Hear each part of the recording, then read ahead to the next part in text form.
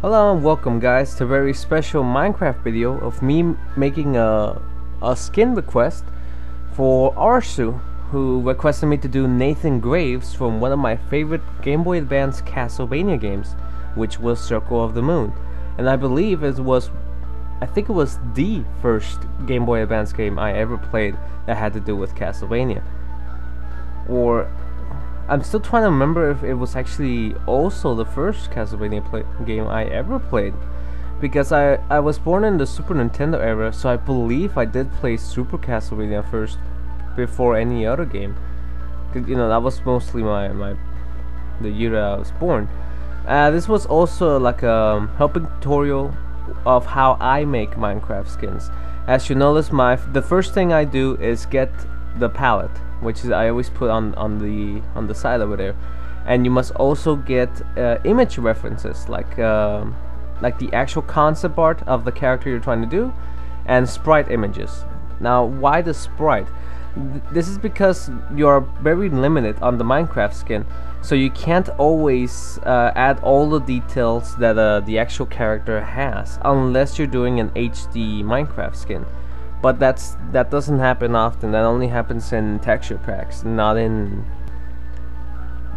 not in actual Minecraft skins. Because I think you can only use 16 by 16 skin textures on servers and things like that, unless you're doing a special texture pack where you can actually do an HD skin. But I always do the 16 skins, and I realize how long this takes me. This small clip that you're watching is being speed up by 2 times, so its original size was, let me check, 1, 2, 3, 15 minutes. So it takes me almost an hour to make a Minecraft skin, and this is not like the super detailed kind of Minecraft skin. This is just the basic. Something else I need to mention is that always use a base model. In my example, I use myself, the skin that I recently made, as the model of where the lightning goes, where the shading goes, what parts of the arm represent what in the game. So I always use a model to know where the shades need to go, what parts of the arm or the body need to be a little bit darker so it looks great on the resolutions. I'm also using a program called GIMP.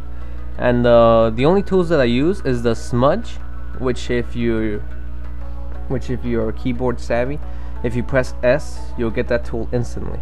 So also be sure, I'm not sure if oh yeah, it's because the clip is being speeded up, you might not see the menu options I bring up sometimes.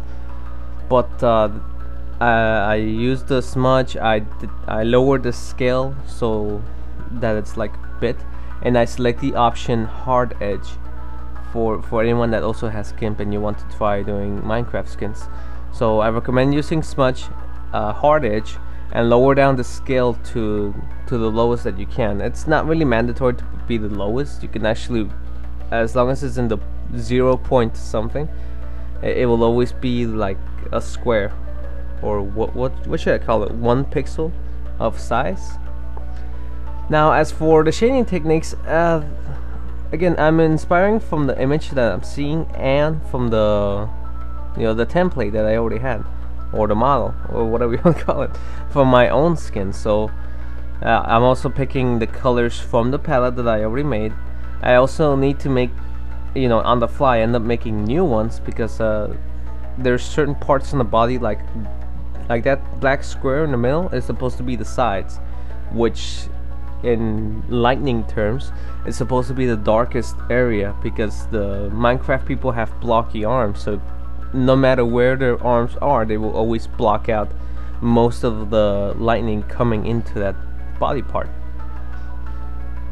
So I do recommend using smudge a lot. I also use the pencil. That one is always at 1 pixel, and the eraser that you also need to use hard edge, and so it doesn't create transparency, which can make your Minecraft script a little bit weird. So it's safe to use hard edge and and lower down the scale. So here's now that I'm doing the body, you may notice that it doesn't have all the detail that the actual concept art has. So this is where I go back to use the sprites as reference. The sprite artist had to cut down some detail. Another thing is that if you do half of the body, just cut the half and copy paste it over to the other side. It's gonna look great anyway. And unless your character actually has, you know, I believe it's called non-asymmetrical or no asymmetrical, I can't remember, where both sides are not equal, then you have to do all of that manually. But if your character is asymmetrical, as most sprites are, you could just copy paste half of it. But I'm pretty sure everyone knew that by now. Something about the clothing is that you know, these I believe the leg parts and also the arm parts get mirrored whenever they get textured. Right now I'm trying to make this the cloth on the character. There's a lot of actually ZarazabasGaming, sorry if I said your name wrong, provided me, well, actually uploaded a video of a very good program to view the models. What I used to do is that while I was experimenting on this, I would upload it to Planet Minecraft, and if I see any errors or pixels that, you know, don't belong, I would edit them again and then upload it again. But this was a constant update, so it was kind of wrong of me. So now I'm gonna use that model viewer. I'll leave a link to his video to also support him, because he supported me and my Castlevania map. Now it's my turn to help him out, because it's really useful. If you're making a Minecraft skin and you don't know how, for example, I'm doing this leg thing and the cloth that's supposed to extend to the other side, you need to experiment on how that works, especially on the parts like that's gonna be on the bottom part. They're textured weirdly, because it's like the bottom part, that's the bottom part of the limit of the square that you have, will actually appear like on the top when you're watching your character move. It's a little hard to explain, but you know, once you get the model viewer or you upload them to Planet Minecraft, you'll see what I mean when the textures look a bit weird. You know, like they don't match up with the block that's on top of it. So overall, I kind of wanted to explain what I'm doing here, like how did I decide to make the pictures the way they are, but more so I'm just recreating what I'm seeing into the Minecraft skin. Maybe I should have seen a few tutorials, but I mainly wanted to do this because I see a lot of people who do like speed art of their Minecraft skins or things like that. And oh hey, the music stopped. That's it. I'm just gonna loop the music. Oh no, it's still going. Okay, sorry. Sorry, I placed music on the background as I talked about Castlevania. Because one of the things about Circle of the Moon, it has a very memorable soundtrack, and I really love it. But I guess that's the only thing I can suggest you. Use GIMP. It's really the best program for Minecraft skin, unless you want to make an HD skin. So I guess for those kind of HD skins, you do need a better program like Photoshop. Although GIMP, the basic tools of GIMP is pretty good enough to even match against the quality that you know, that Photoshop can offer you. The only struggles that I have here, well, I kind of want to explain what I'm doing at the top part. That top part is like the heel of the texture of the foot, and you see how I need to put how I need to make like the bottom part match up with what's in front of the foot. That's a little bit hard. Now the order in which I make these it depends. I usually leave the head for last because it's the one that takes the most time. Mainly because of the hair. I have a hard time deciding how to make hair. By the end of this video, I actually did not decide to go with the hair that I'm doing right there.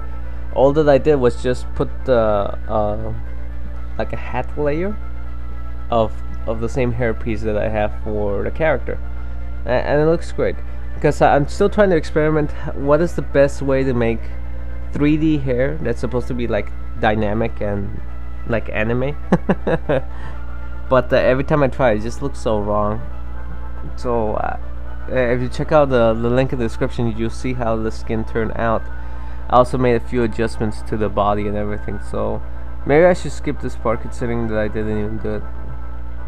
You know, I think, nah, it speeded up anyway, so it won't take long. But anyways, this has been the video in itself. I hope you enjoy watching me do a Minecraft skin. This is basically what I do on every single Minecraft skin, and why I usually take so long in making them. Because I'm working on texture packs, and you know how you need to make the mobs, so that always takes a while.